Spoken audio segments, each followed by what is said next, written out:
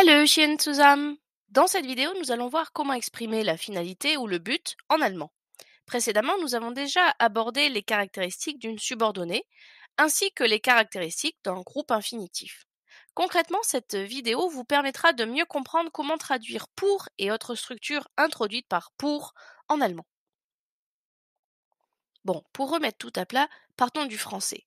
Pour, en français, c'est une préposition un peu couteau suisse, parce que c'est une préposition qui peut former une conjonction de subordination, dans pour que, comme dans la phrase « Je fais ces vidéos pour que tout le monde aime la grammaire allemande ». C'est une préposition qui peut aussi servir à introduire un groupe infinitif, comme dans la phrase « Je fais ces vidéos pour expliquer, la grammaire allemande ». Et enfin, c'est une préposition qui peut être suivie d'un groupe nominal. Ça, c'est le cas le plus classique pour une préposition, comme dans la phrase « Je fais ces vidéos pour mes élèves ». Et à y regarder de plus près, il n'y a que les deux premières structures qui permettent d'exprimer le but et qui répondent à la question « Pourquoi faire ?» Dans la troisième configuration, avec un groupe nominal, on a plutôt l'idée de destinataire. Pour qui? À destination de qui? Et vous, en tant que bon petit germaniste, vous savez que la préposition pour en français se traduit normalement par für en allemand. Sauf que, en fait, für est totalement inadapté pour l'expression du but. Et attention, für est forcément, nécessairement, obligatoirement suivi d'un groupe nominal.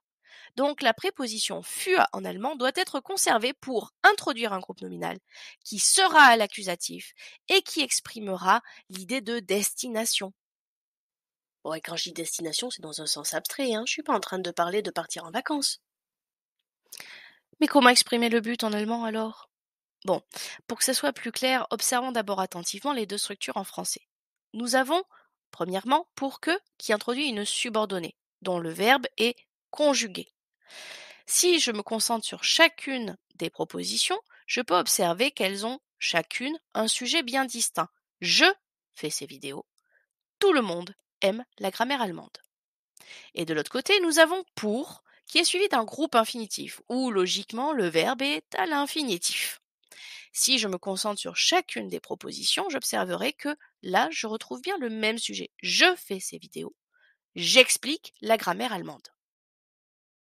Là où en français nous utilisions pour que plus un verbe conjugué à cause de ces deux sujets bien distincts, en allemand, il faudra utiliser damit.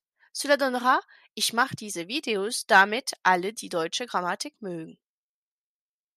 Et là où en français nous utilisions pour plus infinitif, puisqu'il n'y avait qu'un seul sujet, en allemand on utilisera zu, comme dans la phrase Ich mache diese Videos, die deutsche Grammatik zu erklären.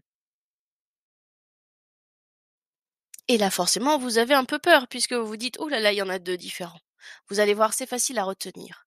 Retenez que là où il n'y avait qu'un sujet, un, commençant par un U, il va falloir utiliser zu, qui commence aussi par un U. Et quand il y avait deux sujets bien distincts, deux commençant par un D, en allemand, on utilisera damit, qui commence aussi par un D. Bon, je vous avais dit que c'était facile. Attention cependant, parfois le sujet est repris par un pronom ou alors il est reformulé. Mais dans ce cas-là, il faut considérer que c'est le même sujet, on se réfère bien à la même personne. Si je dis Die Lehrerin macht Videos, sie erklärt die Grammatik ou Frau so und so macht Videos, diese Lehrerin, dans tous les cas, je parle bien d'une seule et même personne. Et donc, dans tous les cas, j'utiliserai zu. Groupe infinitif, subordonné, ça aurait dû faire tilt. Attention de ne pas oublier le VF comme virgule, verbe à la fin. Quant à la structure en zu, vous avez dû remarquer qu'elle était composée de deux morceaux. Le se met juste après la virgule, le zu, quant à lui, se met juste devant le verbe à l'infinitif. Nous voilà à la fin de la vidéo. Est-ce que tout était clair? Si oui, bravo à toi. Si ce n'est pas le cas, n'hésite pas à la regarder encore une fois. Il ne me reste plus qu'à vous dire à bientôt. Tschüss! Created using Powtoon.